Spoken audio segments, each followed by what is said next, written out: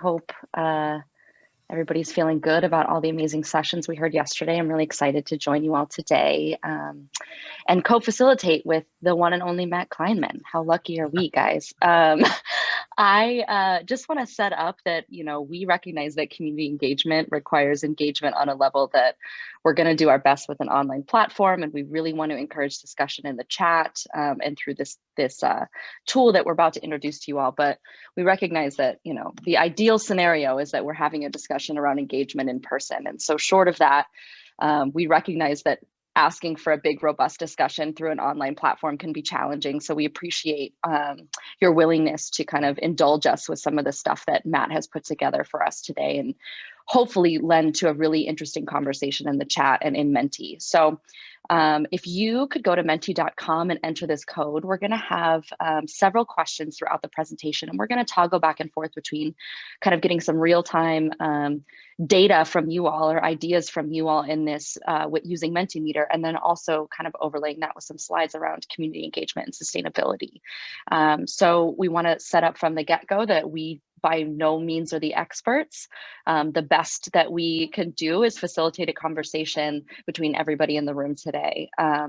We want to make sure that this feels accessible to you all and that you all have a shared conversation in community engagement. So, as you have questions, drop in the chat. As you see these Mentimeter questions come up, we encourage you to get involved. Yeah, and we're really excited to be here with you today. I've already seen, Flo and Fred in the chat. There are a lot of you on this call who are doing incredible community engagement and customer outreach work in your own rights. And we just want to acknowledge that we learn from you as much as hopefully you all can learn from us. But this is really meant to be an interactive discussion. So if the question comes up while we're presenting on the Menti, if you go to the bottom, there's a button that you can press that lets you ask a question. You can even vote on other people's questions, and we'll get to those at the end. But if it's a question, a comment, you want to share something, please feel free to kind of use that. And also know that at the end of this session, with all the kind of interactive stuff we're introducing, we'll make sure to share these slides with you. So you have kind of a summary. We have, looks like 63 people on the call, 63 people engaged in mobile markets in some way, shape, or form, providing their experiences on this will probably be helpful, hopefully helpful for you and the mobile market work that you're doing. So we want to also use this session as a resource for you all. But if you use the code, and Anne might add it in the chat later on in case new people join, the first question is just, where are you joining us from? And so I'm going to toggle back and forth between these maps, but it looks like a lot of people have already jumped on, and this is pretty cool because this is a national mobile market summit. And so it's really fun to see where everybody's at. I can tell you from the very first mobile market summit that we had, I tried to draw a map of where every mobile market that attended was at. And I'm sure there's a lot of new faces here today and over the course of this week who have joined us. So it's exciting to see where everyone's at. Hopefully I didn't cut off too much on the Canada and Mexico side, but I think Fred's represented well. And there's probably at least one more person in here from Canada. So welcome to the International Mobile Market Summit, I guess. I can tell you, I'm joining from Kansas City, Kansas, right here in the middle. And Elise, I'm assuming that's you down in Arizona. Is that right? Yep, that's me.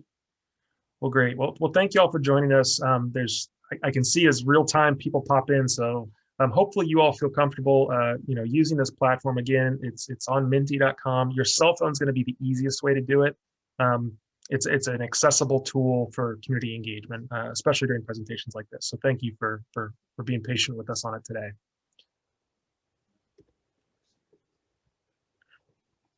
Yeah, so a little bit about who we are. My name, again, is Elise Gaitis, and I am the executive director of an organization called Activate Food Arizona, which runs a small fleet of mobile produce markets called Farm Express. I'm also adjunct faculty at U of A. It's really centered around budget and finance, boring and not at all cool food access related, but I am really excited to join you all today, and thank you again for giving us the opportunity to facilitate this discussion of how you all think about community engagement in your communities. And my name is Matt Kleinman. I help facilitate the Dot Mobile Grocer. I was on the panel yesterday on COVID, just about how the Community Council, Mobile Market Community Council in Wyandotte County, Kansas, has led the Dot Mobile Grocer. But I'm also, in my day job, a research assistant with Children's Mercy, which fortunately includes some research on the shared governance framework, which is the method of how the Community Council organizes and makes decisions together. And that's sort of the baseline of my research as a PhD candidate at the University of Kansas School of Architecture. So I am an architect, and I'm really into things that are design and community based. So that kind of all fits together when we start talking about food systems and how people are involved in the process. I mentioned Dot Mobile Grocer. It's a community-owned and community-led mobile market in Kansas City, Kansas, and it's led by the residents. There's about a dozen consistent members who participate, but really the residents have the voice in the process, and they make decisions through consensus and consent. So it's not a vote yes or no. It's a let's work on the issue until we can figure it out. If we can't figure it out, maybe it's not the right decision to make in the first place. So that's a community-owned mobile market, which is just one model for how mobile markets can operate. Yeah, and Farm Express, just a little bit more about us. We are a nonprofit organization, like I said, but we really kind of center the customer experience and the community experience around how we do things. We really center a lot of our decisions on the equity of choice and the equity of individuals getting to make their own informed decisions about their own health and their own food access options. So we are by no means want to be the one-stop shop. We want to be a resource for all community members to be able to have that choice in their food system and what that looks like for themselves and their family members. We work kind of in a number of communities around Phoenix and Tempe, which is kind of the city next door, with Arizona State University being its like kind of prominent flagship university there. But really, it's the Valley, it's the greater Phoenix area, to make sure that we are one of many options around equitable, affordable access to food. So I'm going to jump over to the next question, and looks like more people have participated, but for those of you that might have joined us a little late, Menti.com, go there and you can use this code 8417-4122. And the next question for you all to help us is just to kind of figure out where you're at right now, learning from where, you know, what's your interest level in community engagement and outreach. What would you like to hear more about? There's going to be opportunities to ask questions on Menti.com, but also in the chat on Zoom, if that's easier for you, please feel free to. Just know that the Menti.com is a really helpful way to us to kind of package up these questions and share them at the end of the presentation. So you're going to start seeing answers pop in real time. And so this will be fun.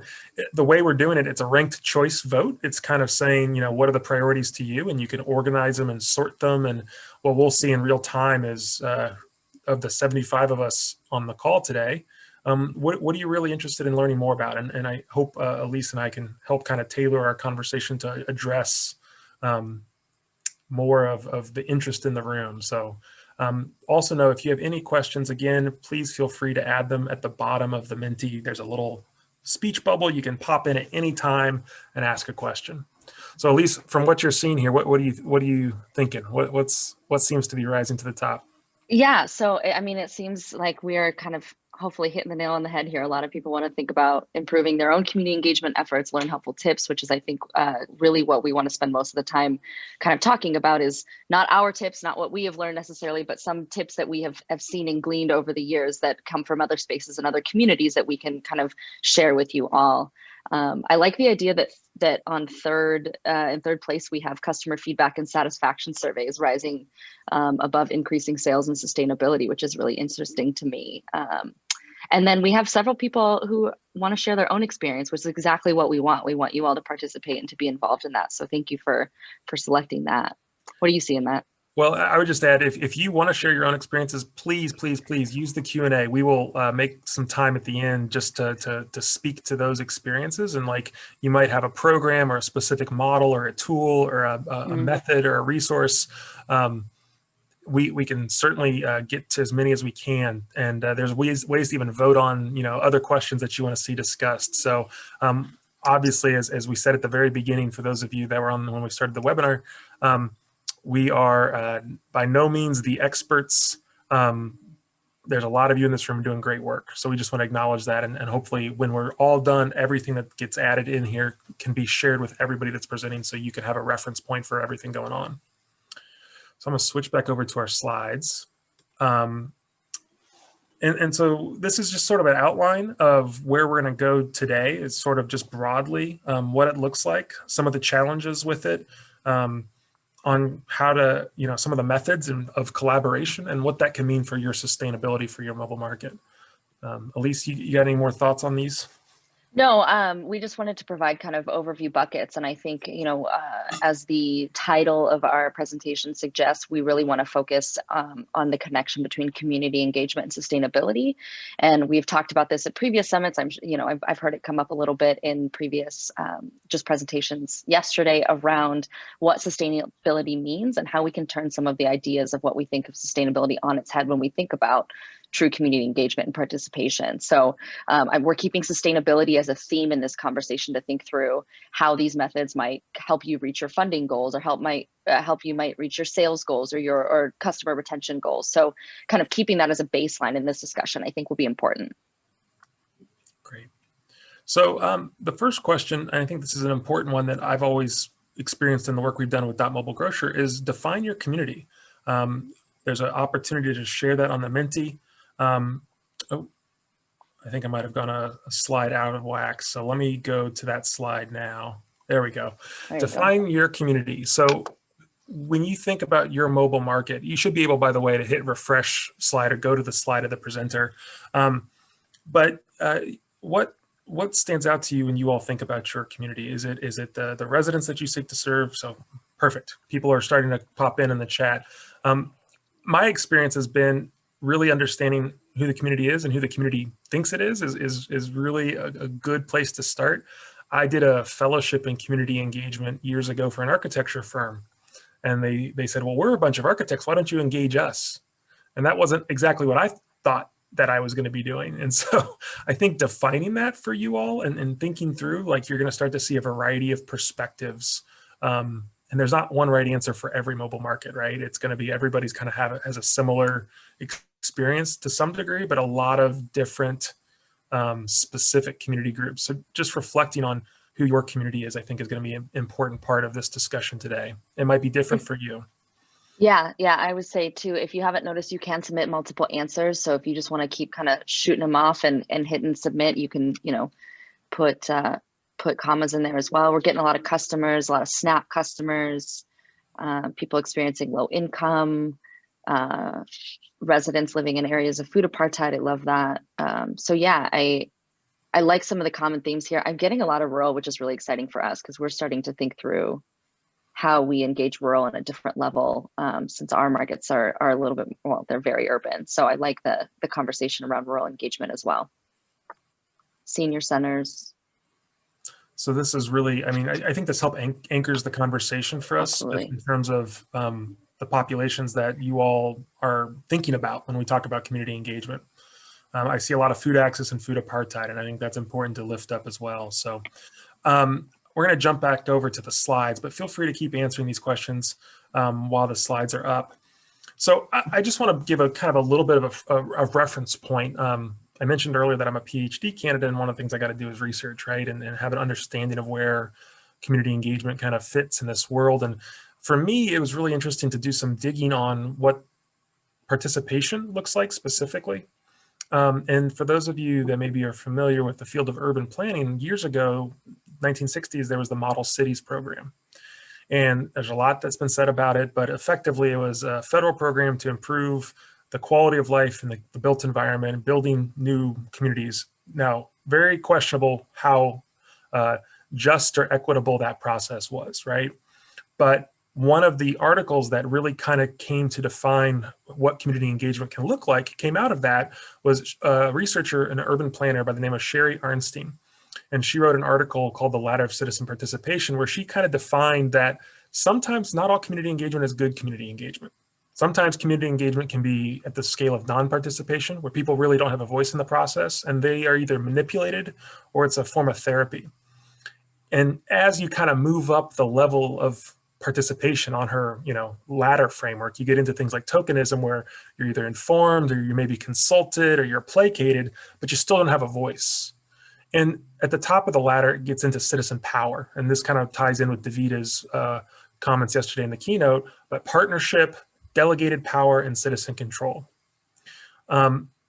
Recently, there's a lot more interest in this. And so groups like the International Association of Public Participation, that's IAP2, they did a really good spectrum of public participation.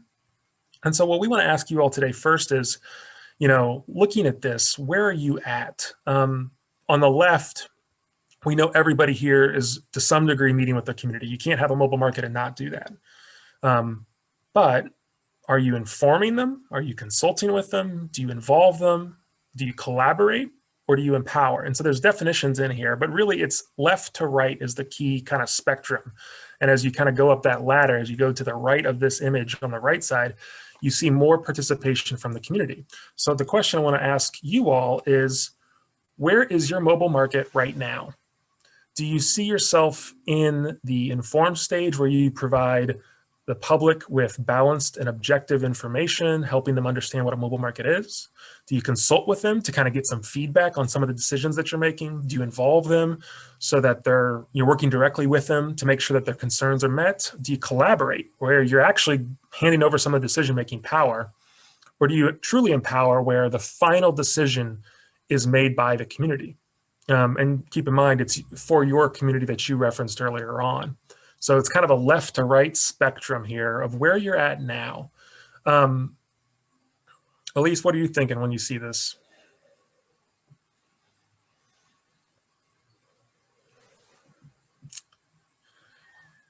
I don't know if we lost Elise.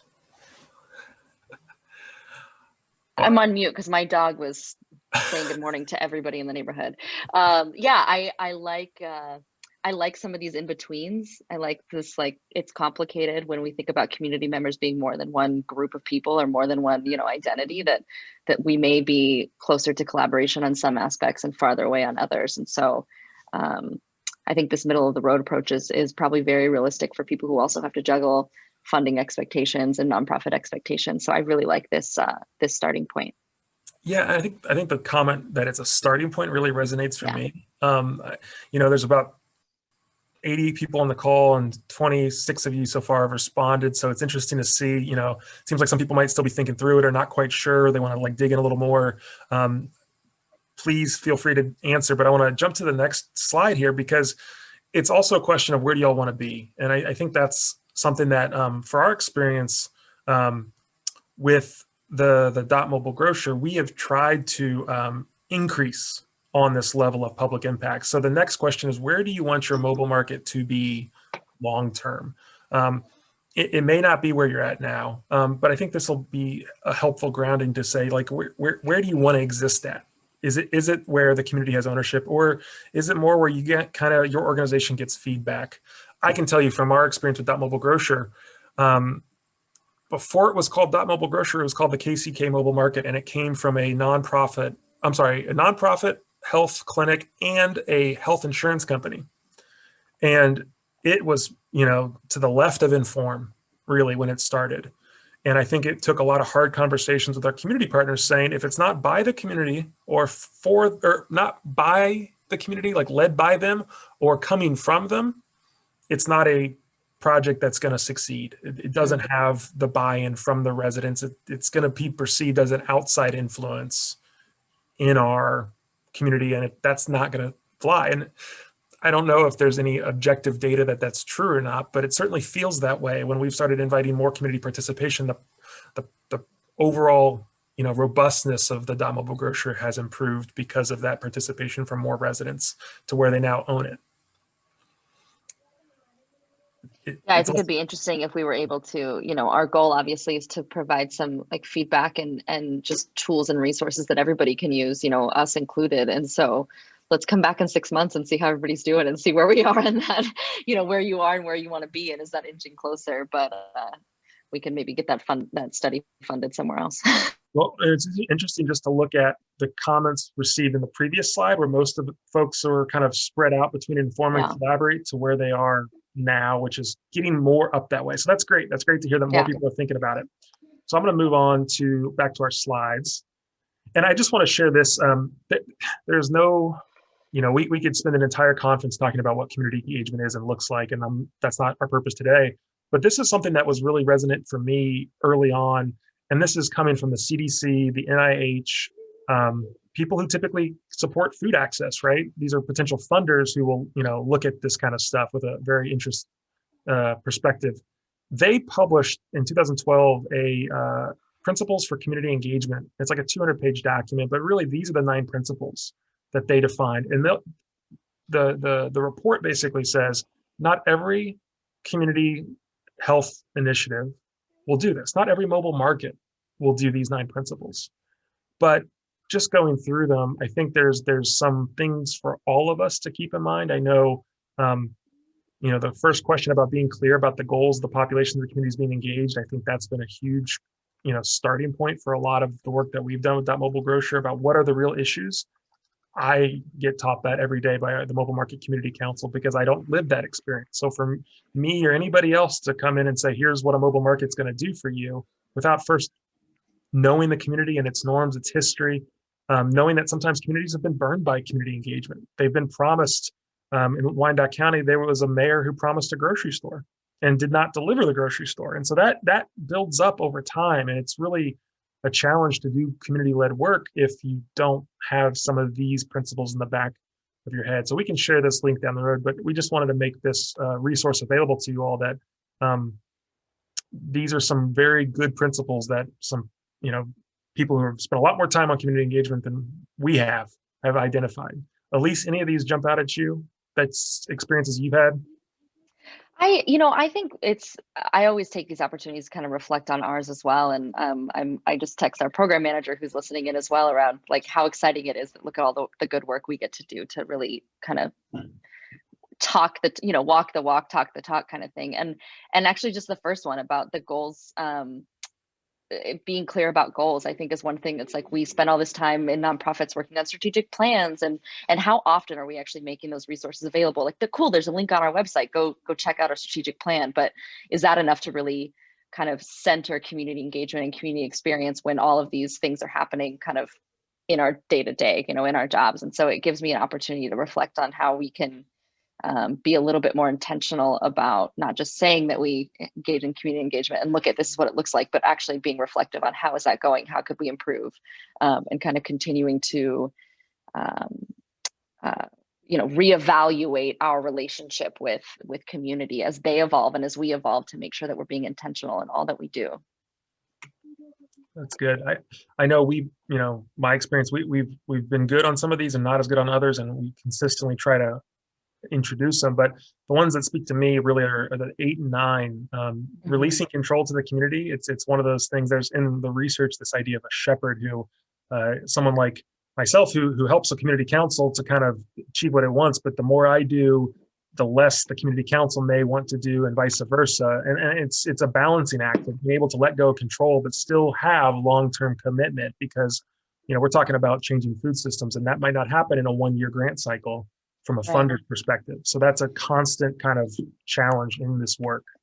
Hey, Matt, we have a question that says, where can this larger document be found? Is there an option for you to share the PDF after this? I would be happy to, and I will share it because it's right here queued up because I knew somebody would ask, but it's, I will put it in the chat when we're done, but it's a full document. You can download it, read it.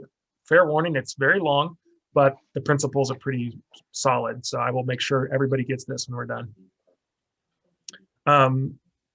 Any other chats that we should be paying attention to? Yeah, there's one other question here that I really like this, and I think we can maybe just hold on to it, or we can answer it now. But somebody wants to know, how do sales impact the engagement and control question? Are they indicative of acceptance, especially for markets that are entering into the WIC field?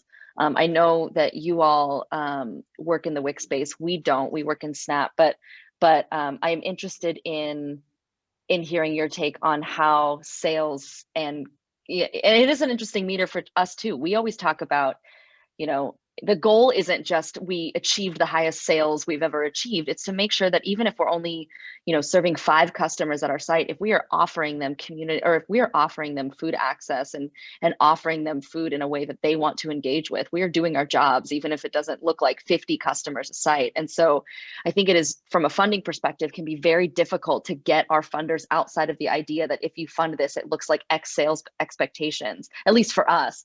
And so I'm interested in your ideas around community engagement and the relationship to sales. Yeah, I think that's going to be really good at the end of the discussion too. So let's make sure we talk about it because that's going to be a perfect segue into the Q&A. Absolutely. That's all right. So the next question for you all is kind of back into this kind of getting feedback. How important is community engagement? What does it look like for your mobile market? So again, go to your Menti and you'll see the refresh or go to the slide question. But it should be a sliding scale of whether or not you agree with these statements. And so, is it critical to your success, or do you view it as critical to your success? Is it collaboratively led by the community? Are there opportunities for the community to engage with you all? And maybe, in your definition of community, maybe it's specific, customers, specific partners. Does the leadership of your mobile market reflect the diversity of the community you serve? And does decision-making power, how does that get shared? And so I think this will kind of give us a little bit of a barometer of where we are. It looks like everybody says it's critical to their success, but some of the other questions are a little different. So Elise, any thoughts looking at this? Yeah, I love the real-time data on this. Matt and I have been planning this, for several days now, and every time we test it out, I just get blown away by how quickly we're able to kind of get a pulse on how people are doing. So, I really like this middle of the road. Our mobile market provides opportunities for community members to engage with us. And I think one of the ways that we have really thought through community engagement is making sure that our market feels like not just a safe place, but a third place for community members. A lot of our market stops are in places where people already live, work, learn, and play, because we want to make food as essential and integral and accessible as possible. And so the idea that we are a third place where people can engage with their community, engage with us, and engage with their own food, choices and their food behaviors is a cool. It's a cool thing that stands out for me. One of the things, I was on a community advisory board call last night and mentioned that this summit was happening and shared that, wow, voter registration could be an idea at a mobile market. And people were so excited because I think our community recognizes that there's a need for more social cohesion, especially around this kind of public space where you can start to build the connections between neighbors and residents. And I think that's sometimes an underutilized asset that we don't talk about as mobile markets enough, that there are bridges that can be built with other partners. I know some mobile markets work with mobile libraries or mobile health clinics, and that concept I think has been exciting to the Dot Mobile Grocer. But building those relationships to build community, it's something that it could shift how we talk about sustainability too. Absolutely. I know I've done video interviews with residents who have said the reason they went to the mobile market wasn't because they were getting fresh food only, though they did. They talked about being a type 2 diabetic and having an opportunity to go get fresh food instead of going to the Family Dollar or the Dollar Tree was big. But more than that for them, it was about having that friendly face that knew about them, that asked about them, that wanted to be there for them at their door. And it made her feel good seeing that face on a consistent basis because she was in a socially isolated housing environment. And that's something that mobile markets bring that we often, I don't think about. So I just want to lift that up because that's something that we talk about it with our mobile market community council. Yeah, I think that's great. I have a lot of anecdotes about that. We have a employee who's been with us she started as a volunteer with us, 7 years ago. And sometimes when we go to sites, if she's not working that day, they're like, what did you do to her? Where is she? She is part of our, our community, and where is she? And why is she not working today? And they're very, it's very important to them, the way that they get to engage with what they want their mobile market to look like and how they want to engage with us, which is super powerful and meaningful to me. Jess asked me to expand a little bit on what it means by what I mean by third place. And all I mean is that, we have these access points and what we consider home and what we consider our community. Often our first place is our home, our second place, rightly or wrongly, is our job, it's our work. And so how do we create an environment where you feel connected to your community and that you're establishing a sense of place of this is mine, this is who I am, this is how I want to engage with food. We all have our different individual shopping experiences, or maybe in the last year, online ordering, or some of us like to go to, directly engage at farmers markets or shop on our own mobile markets. And so giving the opportunity to the community member to say, this is mine, I have ownership, this is my place as well, is another space for them to say, I spend a lot of time in these spaces and I want this to be reflective of what makes sense for me and for my family. I hope that helps answer your question a little bit, Jess. Yeah, I always think of third places that are like most often defined as like coffee shops. Like that's a third place you can go to. Yeah, that's great. So this is kind of getting into the weeds a little bit, but we wanted to ask you another question about the difficulty and the importance of community engagement in the work that you all are doing with mobile markets, because I think this will help kind of facilitate the conversation a little bit. So you're going to see on if you're on Menti.com on the code, this question lets you sort of rate on two different scales.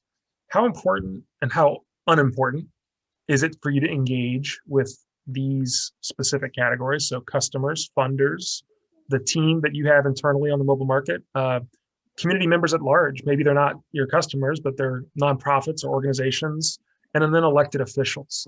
That came up earlier in the community. So I think there's some of you all who have had encounters with elected officials. But how important is it, and how hard or easy is it for you to do? Because really, it kind of takes different skills to engage with different audiences, as you all probably experienced in the work so far. But it'd be interesting to see if anybody has any thoughts on this. So initially, it looks like people are shifting. It's like watching those hot dog races around a baseball stadium. You get to see who's going to be where at the end of the day. But it looks like important is pretty common. Any thoughts just initially, Elise, as we're seeing the answers start to roll in? Yeah, I'm not going to put her on the spot, and obviously we can't go live, but I want to know my program manager around the easy and importance of engaging with our team, because we're constantly exploring ways to, they're our community as well, and I think as leaders we have a responsibility to think through how we're placing decision making within our organization if we're not, at the point of citizen control or full collaboration yet, of how we measure participation within our own organization and empowering our team members to be involved in decision making as well. And I'm constantly asking my program manager to challenge me on the assumptions of, decision making power and how we come to conclusions. And so I like that it seems some people have, they understand it's important, but they have a little bit of easier time kind of engaging with the team. I think elected officials are difficult, and I think they make sure that it's that way by design. And so even though people understand the importance, it can be very difficult. And, hats off to anybody who has kind of cracked that nut in their community about how to really, really engage elected officials in mobile market work. I was talking with Matt before we got on today, just around centering the responsibility with local government in promoting this. So how is neighborhood services talking about, if they're here to provide resources and housing communities and services, how are we able to kind of infiltrate their engagement and make mobile markets a critical aspect of their work as well? And so we're starting to think through that on a municipal level of, what does city engagement look like, not just for elected folks, but just for city government folks and neighborhood services folks, which provides a really compelling opportunity to engage on a different level. Yeah, that's great. I also love about this device is that we can look and see where the range is. So wow. Some of you have very strong opinions on this, and then some of you are, say, hey, it's really hard to engage our customers. And so if you have a specific experience, like what is the challenge? What is the thing? There's a Q&A button with a little speech bubble at the bottom of the Menti. So as we're talking now, and you want to kind of get a question out there, like, what is hard, or why is it important, or maybe why is it not important, or why is it easy? It looks like a lot of you have experience saying, working with your team is easy. Maybe not as important as working with your customers, but still up there. Community members, it may not be important for some. It looks like most, though, say it's extremely important, which is interesting. Funders, just the diversity of opinions here. I really want to know the story about, how hard and unimportant it is for that one at the bottom. I know for some mobile markets, they might be funded a different way. I know for Dot Mobile Grocer, it's entirely grants as we roll into sales eventually. But right now, this is a very, important question for them. And then elected officials. Our experience with elected officials was kind of challenging because we needed to change a zoning ordinance for the Dot Mobile Grocer to be able to locate in areas that were not commercially zoned. So we had to change the definition of what a mobile market was in the zoning ordinance code. Our state law had preempted some of the tools available to us. And so we had to work around that through zoning and urban planning.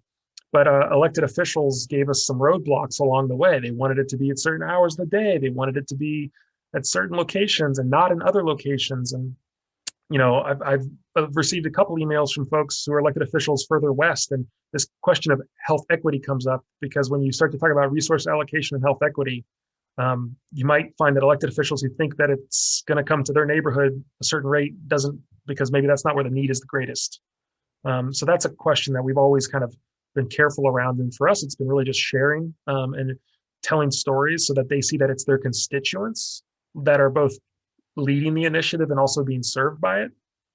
That's helped us along the way. So I'm going to go to the next slide, but thank you all for that. That was really interesting to see. So just a couple of tools. I know we're kind of getting to the end of the presentation before we get to Q&A, but for the Dot Mobile Grow Share, these are some examples of the things that we have used, and I'm happy to share more information with anybody that's interested.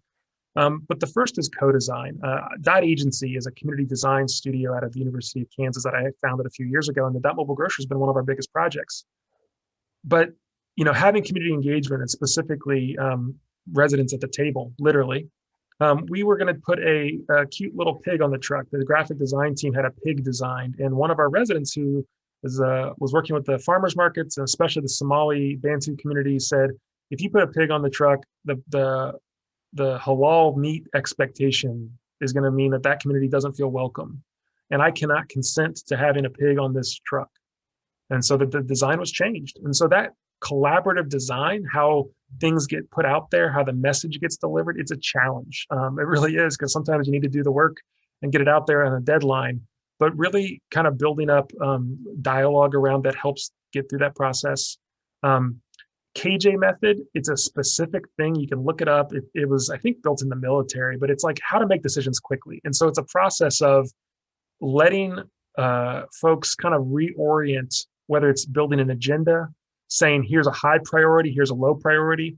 You kind of put things on a map, on a Post-it note, and you move them around. And what that does when you're not having one person grab the mic, but everybody is participating to some degree, kind of like what we've been doing today, you start to see the reflection of a larger audience. And so it's about making decisions quickly. I think one of the things I see a lot in community engagement is, especially in architecture, where I'm coming from, is that there's this fear that it's kind of going to slow the process down. We don't have time for it. We're not going to get to a decision.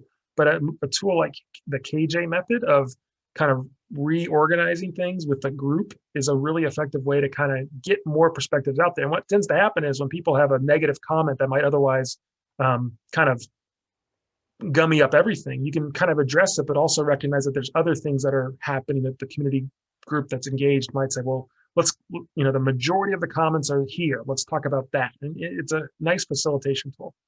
Participatory budgeting, those of you that might not be familiar, it's really just kind of picking, resource allocation, right? Especially when we talk about health equity, where do you want to put your resources? We use that with the mobile market to let people use monopoly money.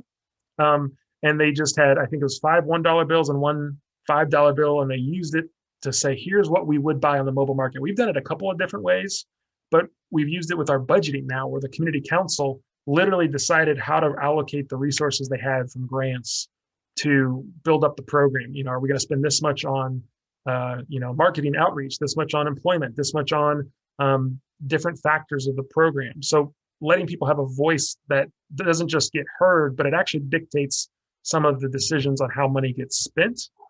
That level of trust and accountability was really important for our community council. And the last one I'll mention is shared governance. And it's a bigger idea, but I've talked about it throughout the summit. It comes out of nursing. It's the idea that, when nurses would be around patients, especially during COVID, if you can imagine, they might see what's happening on a daily basis that the doctor sees once a week. And so really giving decision-making power to nurses, they started talking about, well, this is, we might not be in power, but we know what's going on. We're closest to it. We can advocate for those that are impacted, but maybe people in power in charge don't see it quite the way we do. That model of shared governance has evolved into a thing, that people talk about. And we implemented a framework for shared governance, but it's really about giving residents decision-making power. And that's been a process that we've built up over time. But it's a tool that if you're interested in getting to that empowerment stage of participation, it's one of the available methods to implement.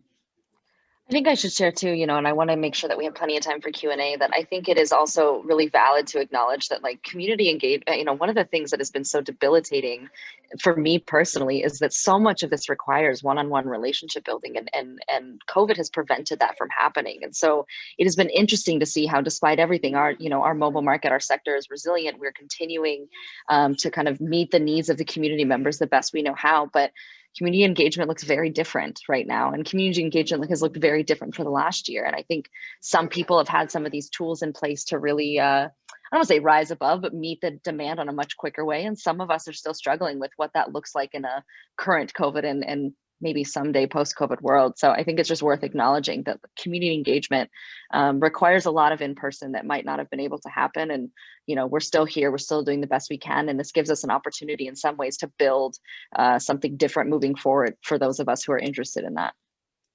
And if y'all go to your Menti, I mean, now's a chance for you to kind of share some of the experiences Yeah. you have all had. It comes in a variety of forms. So those of you that are just starting out, especially, there's probably some really great ideas that you don't even know about. I'm going to put Florence Clemens on the spot with FoodLink. I get so inspired every time I talk to her. And I know the webinar format doesn't really help us put you on the mic, Flo, but I hope I do it justice. The Food Ambassador program that Rochester FoodLink does is incredible. I think there's a lot of mobile markets that are starting to adopt that approach. I think there's some really cool models out there of how mobile markets are engaging with their community members, giving them a chance to really lead the discussions. I'm just blown away by the work that everybody in this room has been engaged in. So if you have a chance, share them here for folks that maybe want to try something new. There's going to be some really neat examples in here, but I agree with Elise, that face-to-face connection, you can't really beat that. But doing it in different ways is also kind of interesting.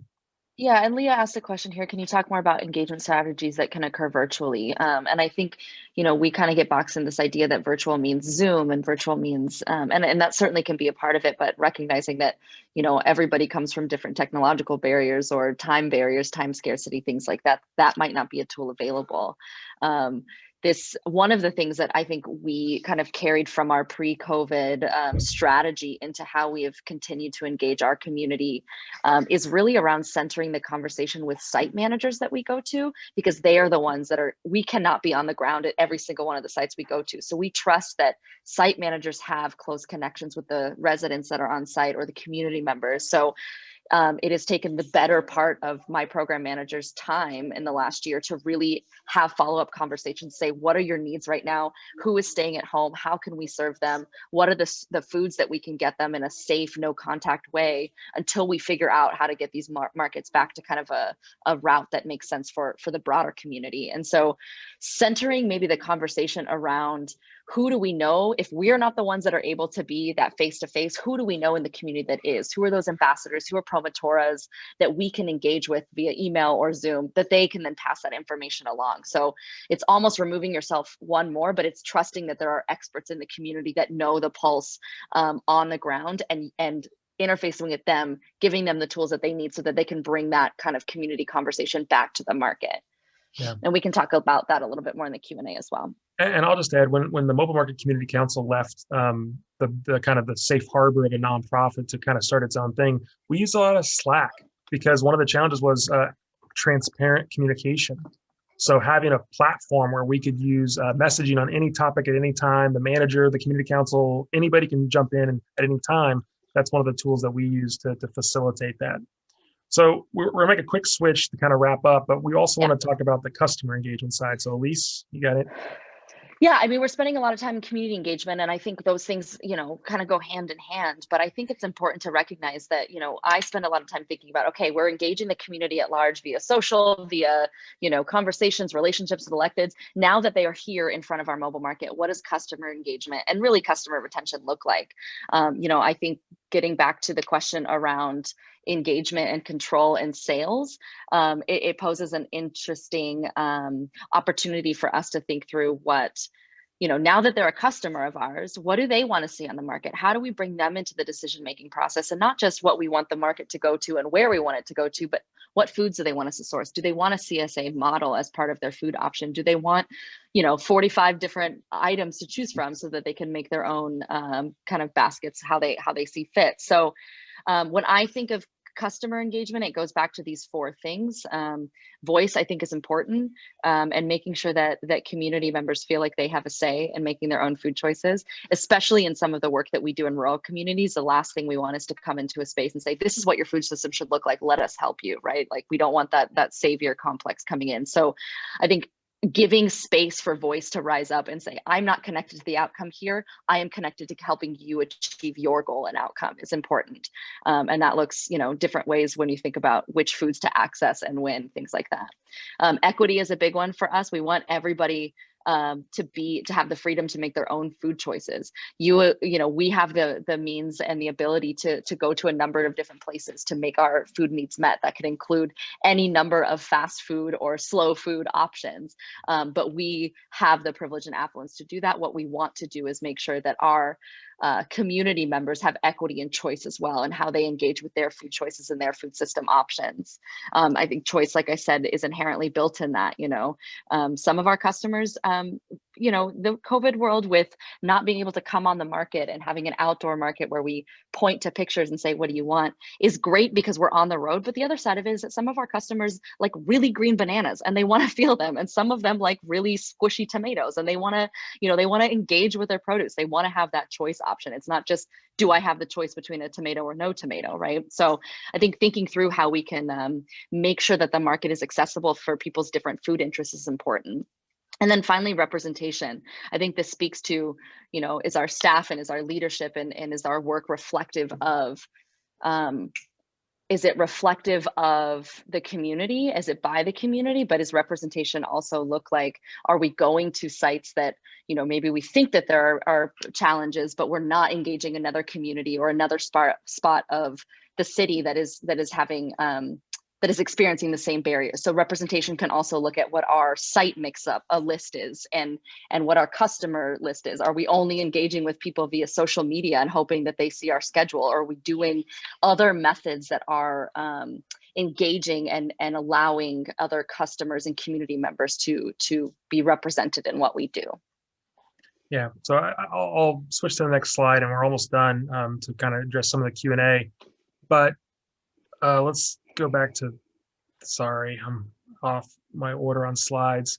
But you should be able to answer this question. Where do you want to spend your time engaging? But I want to just go back to that choice question too, as people start to answer this question. This is by the way, a model of participatory budgeting. So add points to where you want to spend your time engaging with your customers or your community. But on choice, one of our community council members, Kim, incredible leader, a lot of mutual aid work in her experience, and talked about when we were going through COVID, that handing out free food from the food box distribution model was not the purpose of the Mobile Grocer, because it was really about providing dignity and choice to the residents who just don't have a grocery store nearby. I think that's something that is really worth bringing up, that there are mobile markets that, some of you on the call might come and say, this is what we're doing. We're providing, need to, food insecure or low-income minority communities. I think it's really also recognizing that there are communities that have been oppressed for a long time, both in the land use policy decisions about where grocery stores are located and in who gets to decide where the grocery stores go and where they don't go. And sometimes that's in the grocery store system, sometimes that's in the politics, but just having the opportunity to find a grocery store nearby. I'll never forget interviewing young kids talking about their experience. And I said, if you could do anything in your community, what would it be? And they said, I'd like to have a grocery store so my grandpa doesn't have to spend so much time driving to and from the grocery store that's 20 minutes away. And I think that type of choice comes back to this idea of dignity and justice as well. At least that's what we've heard from our community council. I really like this. I think this is valuable information, not just to this discussion, but hopefully where you all can maybe take some of this info after this session and think through, for those of you that do engage in ambassador programs, how can we as a coalition connect you with those other partners that are thinking through those programs already, if you are interested in starting that at your market? Or I like that, meeting with customers personally is a big one, right? Like, how are we engaging with them? We're talking with them, which is exactly what we're getting at, right? Are you centering the conversation and the decision around the people who are most affected by this? I don't know if anybody has the ability to, or whoever listed other or not listed, if you wouldn't mind dropping that either in the chat or in that Q&A section to see what you mean by how else you're spending your time engaging. I'd be interested to know that piece. Yeah. So this is great feedback and hopefully some guidance for some of you. I think this is the one of the last slides we're going to have. Just talking about sustainability. These are members of the Mobile Market Community Council. we can't say that doing better community engagement and better customer engagement is going to necessarily make your mobile market profitable. Obviously, that's a challenge of its own. But from the experience that at least I've been a part of, I think when the community has a level of ownership, we've had partners come to us and say, yeah, we funded mobile markets in the past, but we've never funded a community-owned initiative like this. And that's what we're excited about. We're excited about the reorienting of it being a community-led approach. And that might benefit your mobile market to really not only have that with funders, but also have a better list of products. I mean, we've had community council members say, you know, on the first of the month, this is what you're going to see the community want to buy. In the middle of the month, this is what you're going to see buy. And it's going to change from this neighborhood to that neighborhood. So be prepared to have that on stock. Like that's the kind of stuff that you may as a mobile market not be aware of, but that the community perspective at the table making those decisions with you will help you out. And that can lead towards sustainability in some instances. Yeah, really quick, and just maybe this is a good segue into some of the questions that we're getting here. Someone asked to explain the ambassador program. I think the way that we've worked in the past is not that we have specifically had ambassadors, but there are promotoras and health workers that work out in the community that are community members themselves and build trust and rapport between sometimes medical establishment, but in my experience, more public health services and resources in Phoenix specifically, but you know, all over the country. There's a profound mistrust between immigrant communities and public health and medical and really any, you know, established institution around, is it safe for me to engage with this resource? Is there a risk of deportation? And so making sure that we are building trust with people who are community members themselves, who can carry these messages and say, this place is safe. You know, what are the barriers around accessing SNAP if you're undocumented? So we have used promotoras and health workers to help recognize that it isn't about necessarily us having to feel like we own the trust piece. It's about building rapport with people who own trust in the community and have trust in the community to carry this as a resource that is available to people who are often left out of the conversation. Hester explained, I think this was probably in relation to what that other or not listed is establishing a community advisory board to guide the mobile market. And I love that resource as well as a way to think through decision making and involving the decision is, hey, we want to test this thing. What do you all think? So I think that's an important aspect to community engagement as well. Yeah, one of the things we're going to meet on with our community council, and it's been long delayed, but we're excited to finally have the conversation, is what does success look like? Like, what are the metrics that we're tracking? Is it sales? Is it the number of customers? Is it the number of like feedback, like the response rate? I mean, there's so many ways to define that, but if it's you know, turning that over, like you could ask your community advisory board, for example, what does success look like for the mobile market, so that you can evaluate based on the metrics that, you know, maybe you can share then with funders to say, we set to do this and this is where we came. Like that's the kind of stuff that I think could also be a part of this conversation. So let's get into the Q&A if that's okay, because we're running out of time. And if there's anything in the chat on the or Q&A on Zoom, let me know, but I'll start with the minty ones. First question was about federal state agencies are the hardest to work with on rules and regulations. I totally agree. I will say one resource you all could check out is the Public Health Law Center. They're in Minnesota. They were an excellent resource for us to change our zoning ordinance. They do a lot of food access work. Public Health Law Center is a great resource for that. You all probably also have food policy councils in your region, hopefully nearby somewhere. They also typically look at things. Our local Kansas City one looks at SNAP EBT, and they engage with local elected officials frequently on things. But Elise, you have any thoughts on this question? Yeah, I'm actually also just typing to Michelle here and saying, in case we don't get to her question in the chat around first steps to engage in county and city government. I think that's fair. And I think, you know, Matt said he had to kind of redefine what they did for a mobile market in order to fit in parameters. A lot of that goes with engagement around elected officials. We wanted, one of our municipalities wanted to call us a food truck and charge us $1,000 every time we crossed into their city lines. And we're obviously not a food truck. And so having to build those conversations and realizing that every municipality is going to work a little bit differently, but it's about saying, you know, establishing yourselves as a necessary community resource to get them to understand how a special use permit might be necessary here, or a pilot. You know, we are considered a pilot program that has been reauthorized for 5 years now under another municipality who doesn't have zoning requirements for what we do. And so again, I obviously can't speak to other states and other municipalities, but I think in general, there is a way forward, as many of the markets here know, with SNAP. And even 5 years ago, we had people who were engaging this conversation and said mobile markets and SNAP are not going to work in Arizona. And we kept kind of building rapport and helping them understand how we can be an extension of this obviously vital program for so many. So I hope that kind of gets closer. I'm happy to continue kind of talking on that piece after the fact. And certainly when we table later, if that's an opportunity, I'd love to engage in the discussion of how we've navigated some of those things, recognizing that every city and municipality is going to be a little bit different. Go ahead. I was going to say, added one thing, draw a map. Nothing was more powerful for us than drawing a map, because it kind of puts some authorship on there. Figure out where the mobile markets are, figure out where the population density is, and think about half-mile radius. How many people are not being served by grocery stores by half mile? That's the standard for walkability. If you draw a map and show an elected official that what they think is working really isn't working based on some very common definitions of food access, I think they're more open to have the conversation when they see it in a map format, because they start thinking about resource allocation. Wow, we don't have a grocery store here and you're going to bring a mobile market to that location. That changes the perspective a little bit, I think, when we've worked with elected officials with maps.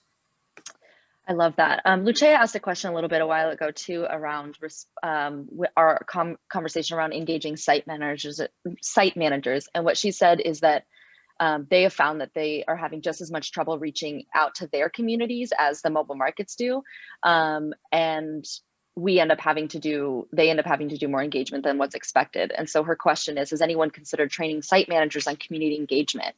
And we are barely starting to think through what I think for our organization, next level training looks like. So we have been so singularly focused on food access, delivery, direct service. And we, in the last year, part of kind of the COVID giving us space to think through other things, is really starting to think through policy and practice trainings or food insecurity, kind of destigmatizing some of the othering that happens in food insecurity and food systems. So we've developed trainings, and it's giving us an opportunity to start conversations with city officials, with businesses and their employees, just with the community at large around what does training look like. And if we have the established relationship with site managers, how can we kind of lend some of these tools to them, and what capacity can we build with either in our markets or our larger organizations around providing that training and expertise to other community members. And I hadn't considered that. So Lucia, I think that's a great idea. Matt and I have talked about, making sure that all of these resources are available to you all, but just gleaning from this conversation, how can we continue to engage in this space so that we are, as a coalition, are developing maybe best practices or ideas or tips that we can all take back to our community members and say, site managers, we have resources for you. Come talk to us. I love that. I would love to see that be a part of the Veggie Van toolkit, Lucia. So that seems like a really good thing. I know we're at our time limit. I just want to touch on this last question here. And if we have more time, Anne can let us know, but I don't want to go over to respect to the other presenters. But for nonprofits operating a mobile market, how do you balance decision-making power? I think it takes a lot of dialogue with our community members, right? Like our community council, when they initially formed, said we kind of shared that ladder of citizen participation. And they said, we want delegated power. We don't want to be responsible for everything. We want to have decision-making power, but if we don't want to take it, we'll kick it back to you, the nonprofit that was helping out at the time. Well, when the nonprofit fell apart, they said, no, we want ownership. We want to control because we've invested the time in it. I think it's just having that conversation, letting the balance be out in the room. There might be some awkward conversations to say, like, what does it look like? But reflecting on it, iterating, having that open dialogue, I think really does get to the answer for every organization. And some nonprofits might say, you know what, that's outside of our parameters, we can't do it. Some might say, hey, that kind of fits within our balance, let's work with it. But it is a challenge, and it's absolutely a great question to ask, but I think we're running out of time to answer it in fairness. So I'll stop sharing, but there are more questions. And Anne, if we have to go, let us know. Otherwise, I can keep kind of pulling up the ones that we had on the chat, but we'll make sure that everybody gets access to all the feedback you all gave. So we can go over by 5. Is that what? Okay. Yeah. All right. Well, Daniela put a question in here that I think speaks to the broader conversation that we've been talking about as well around, are the community council / ambassador members paid positions? The communities we're serving are predominantly communities of color, and I feel uncomfortable asking marginalized folks to give their time and expertise for free, especially as a predominantly white org. And I think this is a very real and complicated opportunity for us to really kind of rise above and think through what sustainability looks like in terms of engagement. So certainly if you have funding opportunities for incentives, for paying people for their work, for not, what is the term, picking someone's brain, right? And getting all of that expertise and then kind of saying, okay, thanks, we're gonna move on, is very important. A lot of the ambassador promotora programs that I spoke to are not paid through our organization, but they are paid through public health resources. So these folks specifically that we work with, not unpaid community workers. They were kind of engaged through the college and through cooperative extension that were already paid. And it was just an extra resource that we were able to say, you know, like, this is an option for community as well. I think, yeah, Flo put in here that we provide a stipend to our ambassadors. I think thinking through, I had this conversation this morning on a different initiative around incentive and stipends, and saying, hey, we assume that a $50 gift card to, you know, something is going to be helpful, but really asking the person, if we have these resources available, how would you like to see them? You know, we're engaging in key informant interviews on a different project, and we're speaking to a lot of farmers markets managers, a lot of farms, and we want to give them the options to say, hey, this is your time. Do you want to be paid accordingly, or do you want a check cut to your organization because you want to use those resources differently? So I think being flexible, if you are able to get some incentive around how you would like to use that as another tool of engagement. So you get to make the choice of how this money is spent, right? If you want it for you because it's your time, great. If you have a different desire, we can be flexible with how you make that choice. So I'm happy to continue talking about that after the fact too, so we can make sure we're getting to anything else, but that's a great question. And there was other questions too on that with the community council members. I can say the community council that we formed, we put out hundreds of flyers, we emailed dozens of nonprofits that we had relationships with, invited them to submit folks. We used Facebook. Most people came through Facebook. The first meeting, we had about 30 people attend. And really what we said was, if you're a resident and you represent as a resident and not as member of XYZ organization, which might have an incentive for the mobile market, if you're a resident, you really have that decision-making power. You can still participate even if you're not a resident, or even if you do represent an organization. But we cede that power in the room to those that are residents who really do try to reflect the needs of the community members that they consider their neighbors and not their organizational mission. In terms of the funding, Dasmonique asked a great question. I've seen it before with Flo as well. Flo and Dasmonique, y'all ought to answer it together, because I think you two are probably the experts on this space. IRS will say, once you get past a certain limit, you got to get a 1099, right? And so like there is that threshold where you want to provide that resource to the community council or the community advisory board, but if you go too far, it's going to run into issue. That is not an answer that I have for anybody, but that's a question that this entire coalition should start thinking about. Like what's the best way to compensate? For our community council, they said, we don't want compensation. They said that in the room multiple times. I wish we could. We wouldn't have been able to when our nonprofit backed out. So we were without any money for a while. Yeah. They said, we want to do it because we care about our neighborhood, and one meeting for a couple hours, you know, once or twice a month, we're willing to make that commitment. That absolutely, though, gets into the question that Roberta asked about how do you know that you're really reflecting the diversity of the neighborhood, the diversity of the perspectives, you know, racially, socioeconomically, and that's a challenge we're still struggling with. We use a tool, and I'll just mention it, and we can share it later. It's a Wilder collaboration of factors inventory, and it asks questions like, do you feel like this group fully represents the community that you're trying to serve? Yeah.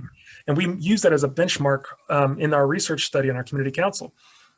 It's a tough question to answer, but I think the intent was to really be about the diversity of the neighborhoods, because we know that tracks with a lot of other factors of diversity. I think we could be more intentional about health equity, especially making sure that we have not just folks who live in neighborhoods but don't reflect the racial or socioeconomic breakdown. The tool I mentioned, by the way, is the Wilder Collaboration Factors Inventory. It's like a 42 question survey, but it does get to some of these questions about where are you at, where you want to go.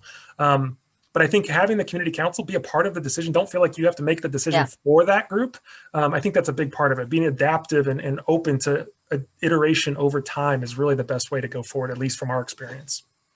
I think we're at time. So there's a virtual networking session, and certainly this afternoon when we table, we welcome this continuing conversation. So thank you all so much. It's so great to connect with you all, and we will see you at future sessions later today. Thanks, everybody. Thanks, Matt and Elise. That was a great and very lively conversation that, like Elise said, we can continue on in networking. I've included the link in the chat for the networking session. We'll be starting at 2:10. So give everyone a little break for the next few minutes, and then we'll see everyone over in our networking session in a few minutes. Thank you so much. Bye, everybody. Thanks, Anne.